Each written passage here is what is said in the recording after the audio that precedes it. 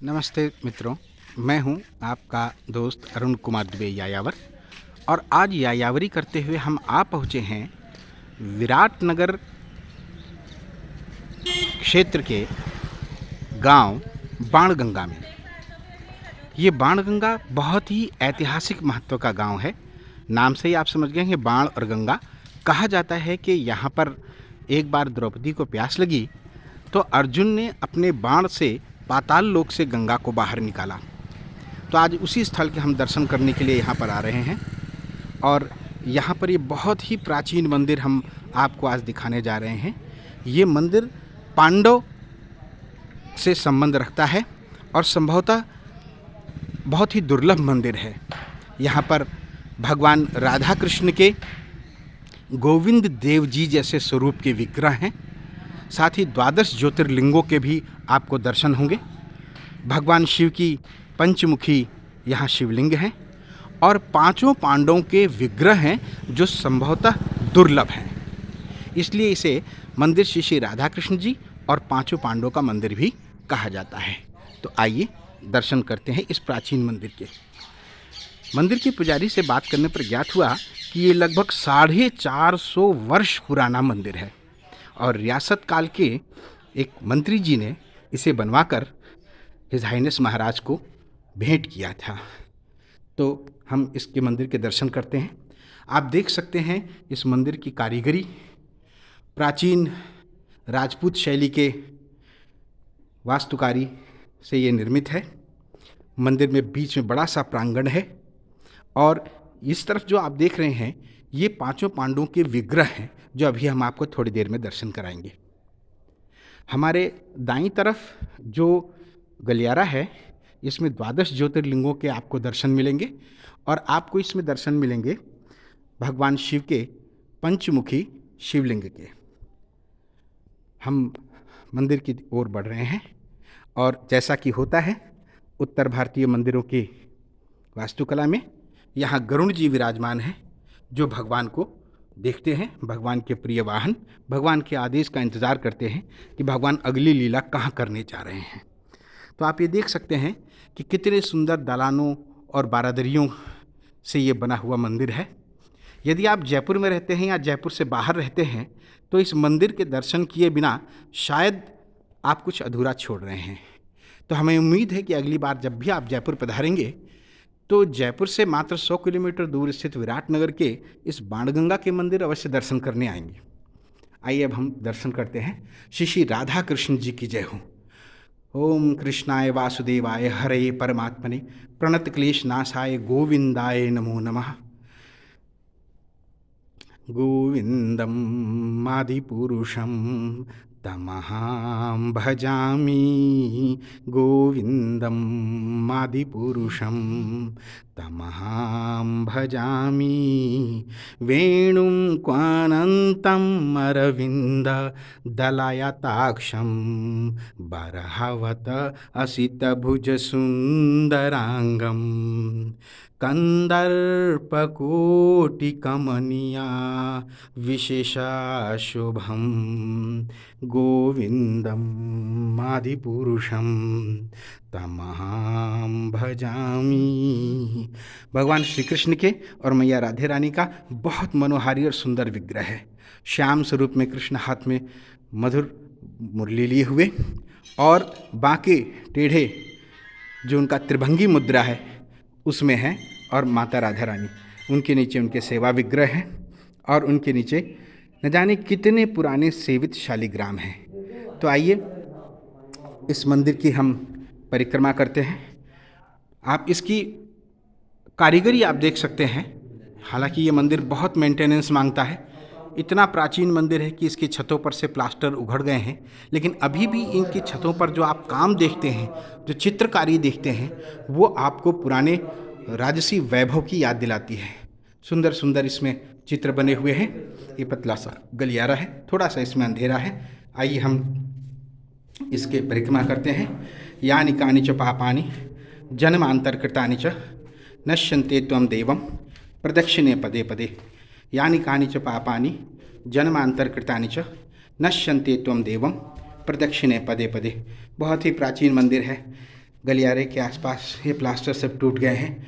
श्री कृष्ण के प्रेमी भक्तजन जरूर इस पर अवश्य ध्यान देंगे।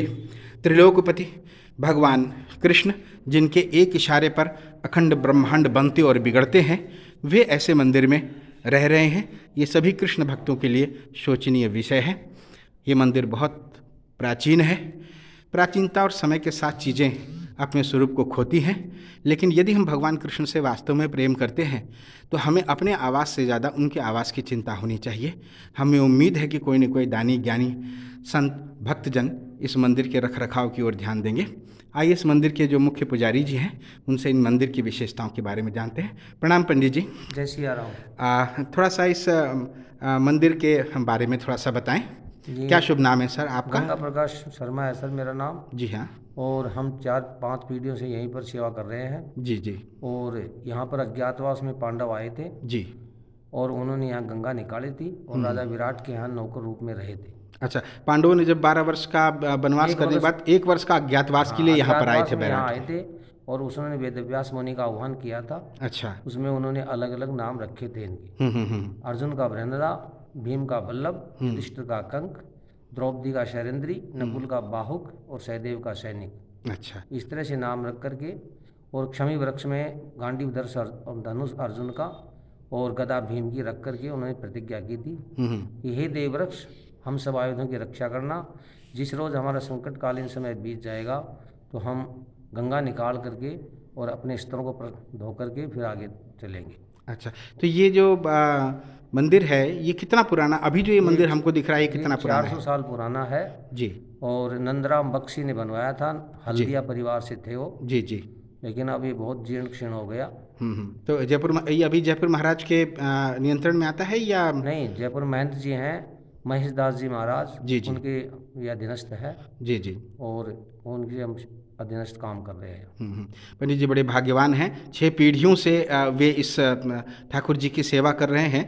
देखिए, हम कहते हैं ना कि हम भारत सरकार की सेवा में हैं, IAS हैं, इंडियन एडमिनिस्ट्रेटिव सर्विसेज में हैं, भारत सरकार की सेवा में। फिर हम कभी कभी कह सकते हैं कि हम राजस्थान प्रशासनिक सेवा में हैं। पंडित जी बड़े भाग्यवान हैं, 6 पीढ़ियों से ब्रह्मांड प्रशासनिक सेवा में हैं। बल्कि ब्रह्मांड प्रशासनिक सेवा के लिए तो क्या कहें, जिनके अखंड रोमों से एक एक रोम से कोटि कोटि ब्रह्मांड निकलते हैं, ऐसे ब्रह्मांडपति के विग्रह की प्रत्यक्ष सेवा करते हैं। गोलोक वृंदावन में भगवान कृष्ण की सेवा करना और भगवान के विग्रह की सेवा करना बिल्कुल एक समान है। ये अवसर केवल गोपियों को उपलब्ध होता है। तो हम मानव रूप में बड़े भाग्यवान हैं कि हमको इनकी सेवा करने का मौका मिलता है। आइए हम देखते हैं जो दुर्लभ है। मैं आपको दिखाना चाहता हूँ कि इसी भगवान कृष्ण के मंदिर में, और ये ऐतिहासिक स्थान है, इस स्थान पर निश्चित रूप से भगवान के चरण कमल पड़े होंगे, क्योंकि भगवान अपने भक्तों को कभी भी अकेला नहीं छोड़ते। तो निश्चित रूप से जब पांडव यहाँ पर अज्ञातवास में आए होंगे तो भगवान भी उनके पीछे पीछे उनके संरक्षक की तरह से आए होंगे। तो आइए हम आपको दिखाते हैं जो बिल्कुल दुर्लभ है और शायद ही आपको मिले। और क्या आश्चर्य है कि हम अभी तक इनके बारे में नहीं जानते थे। आइए हम देखते हैं। ये है सहदेव जी का विग्रह। ये सहदेव जी का विग्रह है। अब आप देख सकते हैं ये सहदेव जी का विग्रह है। देखो सहदेव जी की, ये भगवान कृष्ण के साक्षात कृपा पात्र दिव्य लोग थे जो भगवान के भक्त की लीला कर रहे हैं। ये नकुल महाराज का विग्रह है। नकुल जी के विग्रह, नकुल जी की जय हो।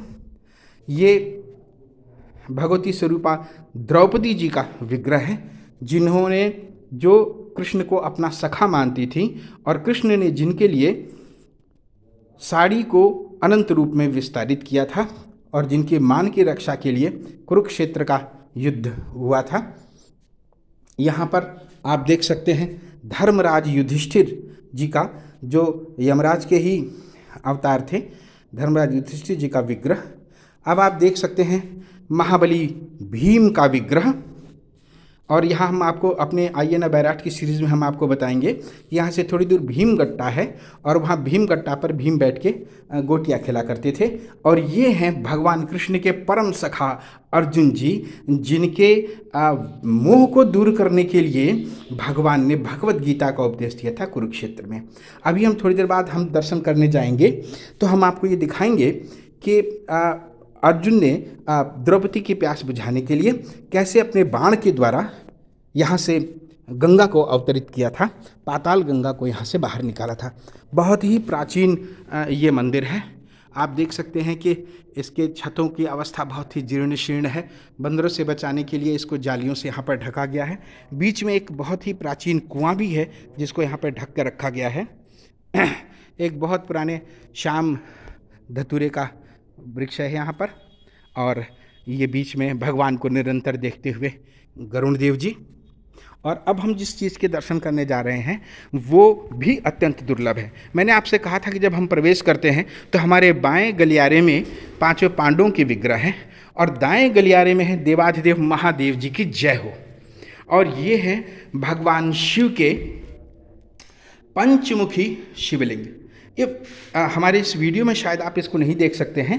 लगभग 2.5 फीट के ऊंचे ये विग्रह हैं और कितने प्राचीन हैं इसका अंदाज़ा नहीं लगाया जा सकता।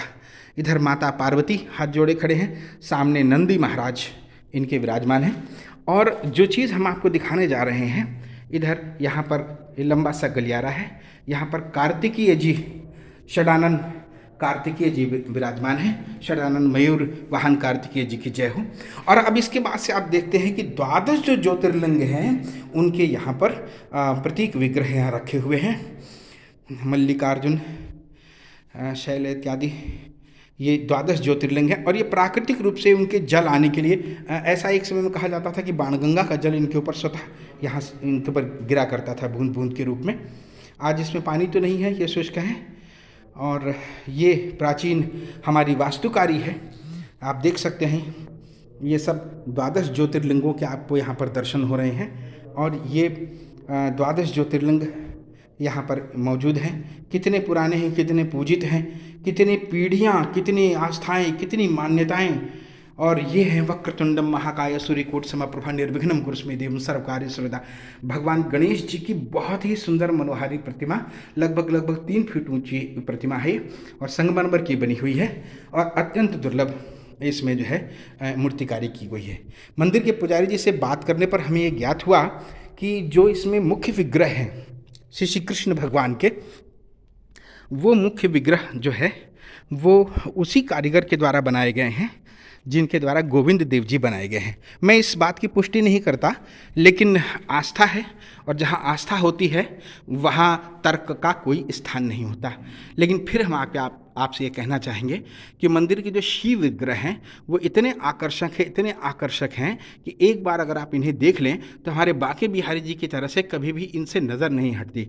मैं सचमुच बहुत भाग्यशाली हूँ कि मुझे आज इस शिव विग्रह के दर्शन और स्पर्श करने का मौका मिला, जो बहुत ही दुर्लभ है। वो चरण कमल जिनके ऊपर साधुओं और संतों ने अपना जीवन वार दिया, त्रिभंगी मुद्रा में भगवान यहाँ पर विराजमान हैं। वो श्री राधा कृष्ण हम सबका कल्याण करें। तो हम ये उम्मीद करेंगे कि अगली बार जब आप जयपुर पधारेंगे तो विराटनगर स्थित बाणगंगा के इस ऐतिहासिक, पौराणिक और बहुत ही धार्मिक महत्व के स्थान पर आना आप नहीं भूलेंगे। सभी भक्तों को भगवान कृष्ण की कृपा प्राप्त हो। पुनः पुजारी जी को बहुत बहुत धन्यवाद। और हम उम्मीद करेंगे कि इस वीडियो के आने के बाद से भगवान कृष्ण के भक्त इस तीर्थ धाम पर उसी प्रकार से पधारेंगे जैसे वो मथुरा वृंदावन जाते हैं। वैसे भी जयपुर को गुप्त काशी कहा जाता है। कितने मंदिर हैं यहाँ पर इसका अनुमान लगाना कठिन है, लेकिन फिर भी उन मंदिरों में विराटनगर का ये श्री राधा कृष्ण, 5 पांडव और 12 ज्योतिर्लिंग का ये जो मंदिर है ये अपने आप में अनूठा है और एक जगह इतनी सारी विशेषताएं आप नहीं पाएंगे। तो आप अगली बार कब आ रहे हैं विराटनगर के इस राधा कृष्ण मंदिर के दर्शन करने के लिए, कमेंट करके मुझे बताइएगा। वीडियो पसंद आए तो लाइक और सब्सक्राइब जरूर कीजिएगा। फिर भूले बिसरे मंदिरों की श्रृंखला में मैं अरुण कुमार द्विवेदी यायावर आपसे फिर किसी दूसरे मंदिर के विस्तृत विवरण को लेकर उपस्थित हूँगा। तब तक के लिए हरे कृष्णा।